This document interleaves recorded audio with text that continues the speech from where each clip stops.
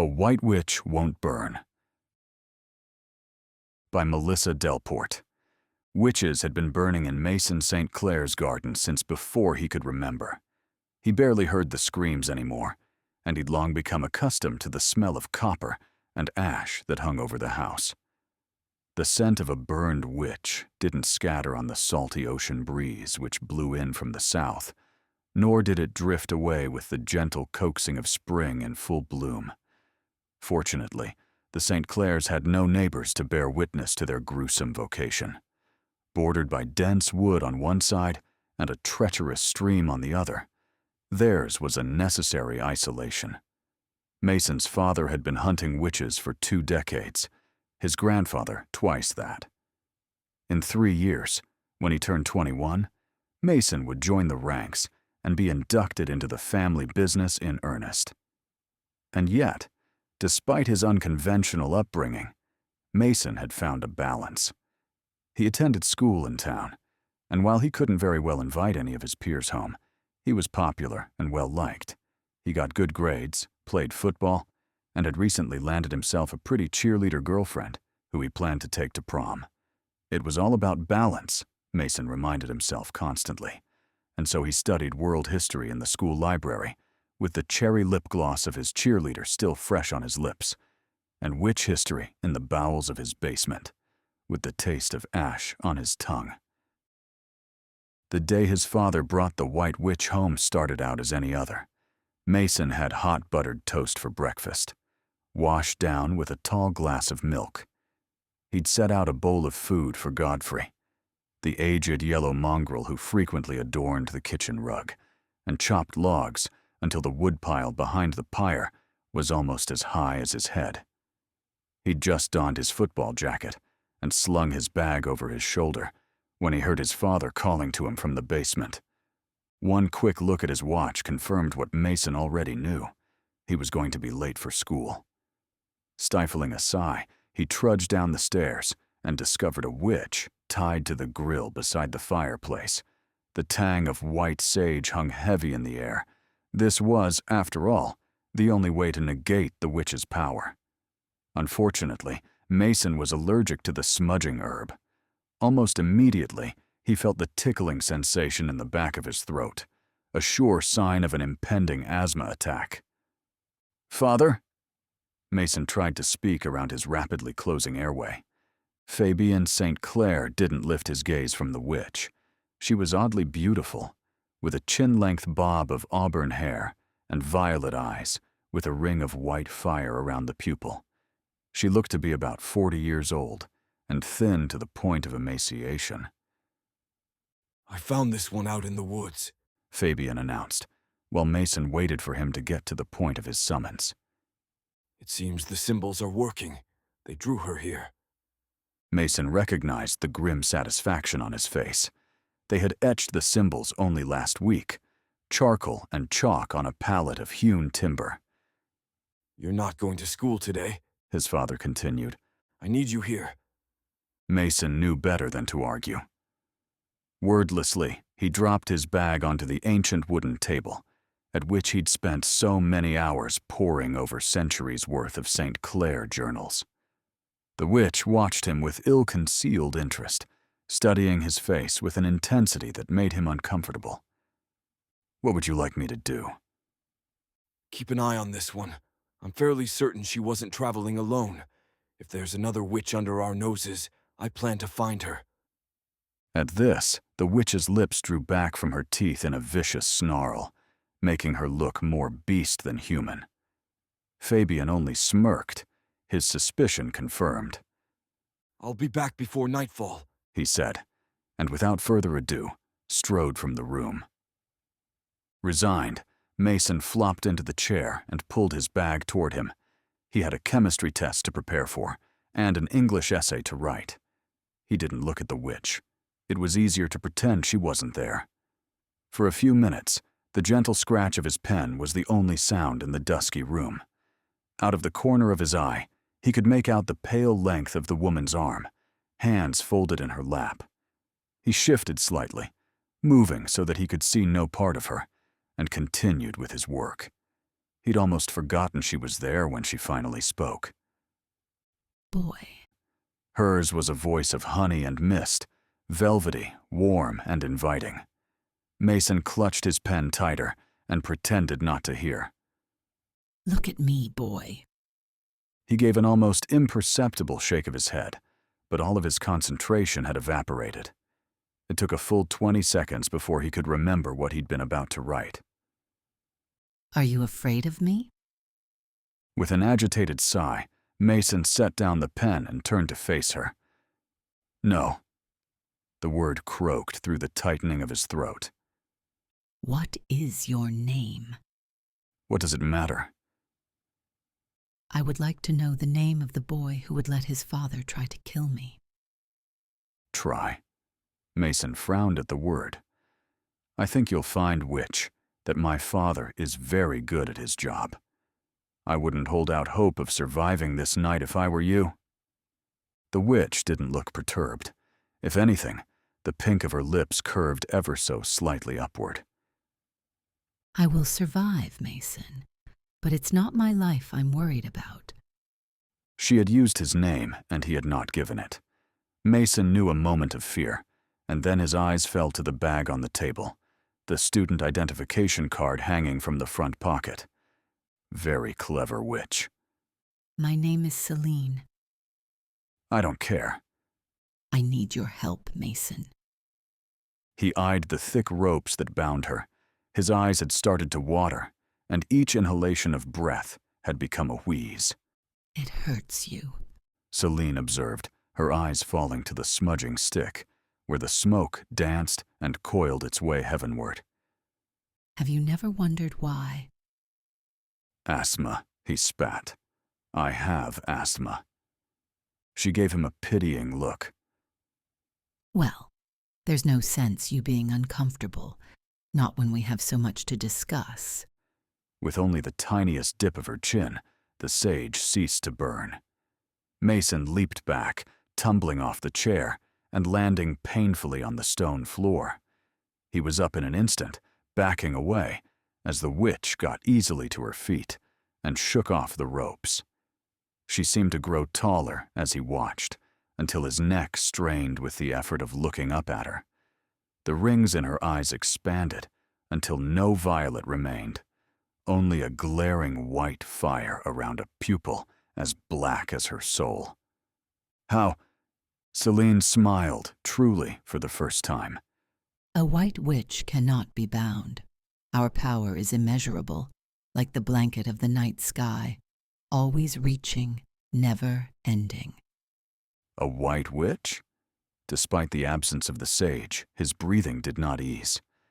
White witches were a myth, a fallacy, a grim fairy tale told to frighten witch hunters, or so his father said. And yet, no ordinary witch could fight the binding effect of the sage. What do you want? I need your help, She replied simply. Your father hunts my daughter. It is you who wandered into our territory, witch. It was not the symbols that brought me here. She gave him a pointed look, but offered no clarification. She is young, my Lorena. Celine said. She will not defend herself. You mean she cannot?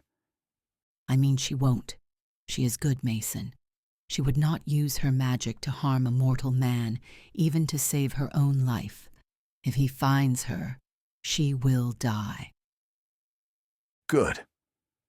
Mason knew better than to speak the word aloud, but no sooner had the thought occurred when Celine cocked her head to one side and narrowed her eyes at him. So easily misled. She hissed. So determined to see us as wicked, evil things, and yet it is your bloodline who murder the innocent. Mason's mouth fell open in outrage. Innocent? Witches like you murdered my mother. Celine's laughter danced around the room. I have lived a long time, and been blessed with many gifts, boy. It was no witch who murdered your mother.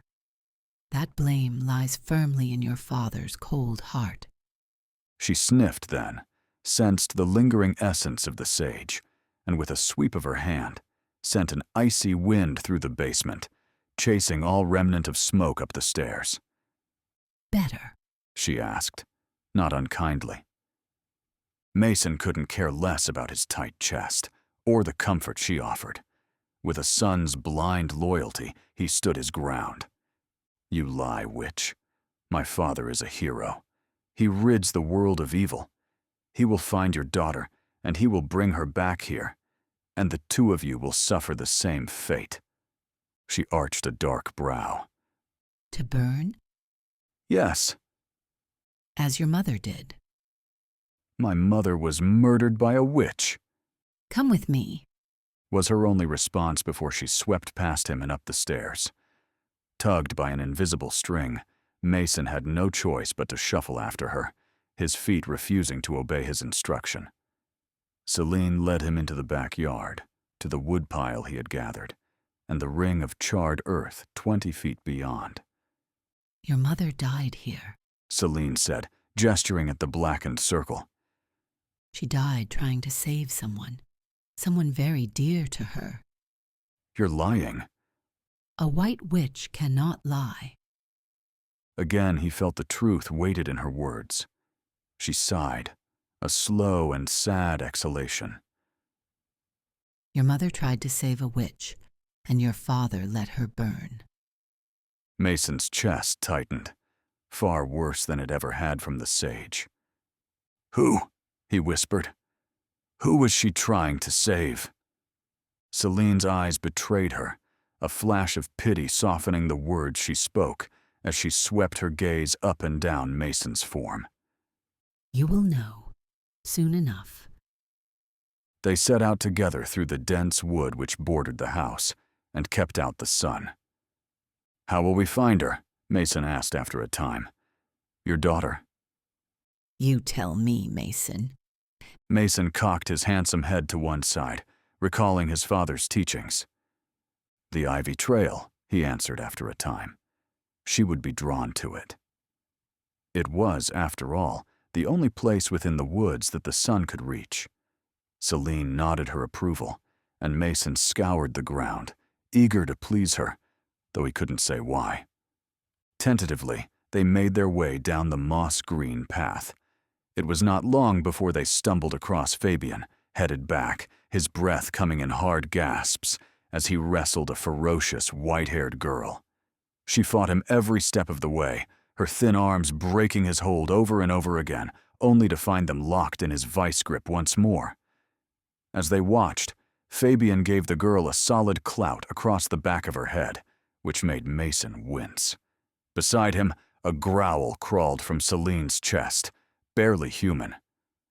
Mason! Fabian barked as he caught sight of his son, standing side by side with the witch. What in the blazes are you doing, boy? Eyes fixed on Celine, he drew a blade, razor sharp, and pressed it to the girl's throat, his message clear. The girl's eyes drew wide, and Mason noticed they were the exact shade of violet as her mother's. Get away from her, Fabian hissed at his son. Mason met Celine's eyes and read the message shining there. She would make her stand back at the house, not here, under the dappled sunlit foliage. Obediently, Mason stepped away from her and led the way back to the yard, to the pyre, and the vile black ring which stained the ground. Never had his home seemed so unfamiliar, so unfriendly, and never had he felt such fear as he did when he looked upon the blade pressed into the tender flesh of the girl's neck. She looked to be about 9 years old, a scrap of a girl in ragged clothing, with black soil beneath her fingernails and 2 large boots on her small feet. "Let her go," Mason demanded, once they had taken up position near the pyre. Fabian's eyes cut to the witch who stood beside him. Get out of his head, He snarled. You keep your filthy magic off my son. There is no magic, Celine replied enigmatically. only truth. She flashed her teeth in a smile that was as hostile as it was certain. To his credit, Fabian didn't cower, but the blade twitched, drawing a bright ruby spot on the girl's pale neck. "Let her go," Mason's voice was a roar that set birds skittering from their perches all around the yard. She has poisoned your mind, Mason. You must fight her. Be the boy that I raised you to be. How did my mother die? Was Mason's only response. And at the look of guilt which crossed so quickly over his father's face that he would have missed it had he not been watching so intently, years' worth of copper and ash rose like bile in his throat. Fabian's denial was too little, too late. Your mother was killed by a witch. Liar! It was the bellow of a boy who had just learned a truth so painful it ripped him apart from the inside. Fabian dropped the girl. Who was she? Mason demanded, and then, at his father's look of confusion, the witch my mother died for. Who was she? No one. A friend. A nobody. Lies. Celine hissed. The girl had scampered to her side and now stood alongside Celine and Mason, facing her tyrant. You stay out of this, witch. Celine straightened her spine, rising impossibly up until she seemed to tower over him. It was still surreal for Mason to see his father falter. Magdalene was an abomination. Lyria would have seen it for herself had she not acted so impulsively. Lyria. Mason's head had snapped up at the mention of his mother's name, but it was Celine his father focused on. My wife was weak. She brought shame on this family when she tried to save Magdalene. Your wife was a witch. It is your family who should be ashamed. Celine hissed. And she was trying to save her sister, my sister. Mason's eyes cut to the waif at Celine's side, drew upward to take in the ferocious witch who stood beside her. Cousin, aunt, kin. Mason, Fabian pleaded. you must understand that I didn't know. I would never have willingly married a monster. Through it all, Fabian still believed that Mason was on his side, that his teaching, all the years of infecting his mind with anti-witch propaganda, would hold true. You murdered my mother. Have you not heard a word I've said, boy? Your mother was an abomination. Celine watched Fabian with not a trace of empathy in her inhuman eyes. You underestimated the bond between them, Fabian, just as you underestimate your son's capacity for compassion. His mother's blood runs through his veins, an ancient tide imbued with magic and a deep, abiding love for his people. A cold dread burgeoned in Mason's chest. I am no witch, Your mother's blood runs through your veins, Mason. she echoed simply. The sage affects you, as it did her and most of our kind. But not me, her smirk seemed to imply, because she was different, more powerful than most. He sensed it as surely as he had sensed the truth in her words. It was why she had come, and no other, to bring him back into the fold. You drew me here. You, not the false symbols your father believes in. Magic calls to magic, and yours is marrow deep. You are one of us. It was the first time Mason had heard the girl speak. Her voice was high-pitched and melodious, but thrummed with power. She inclined her head and gave him the benefit of a sly smile. Cousin. Mason found himself smiling back. No one had burned in Mason St Clare's garden since the day his father died. He'd already forgotten the smell of copper and ash, which once hung over the house. His upbringing was still unconventional. Raised by a violet-eyed witch and a coven that had long looked for a home, he was being trained in the art of magic and already showed great promise.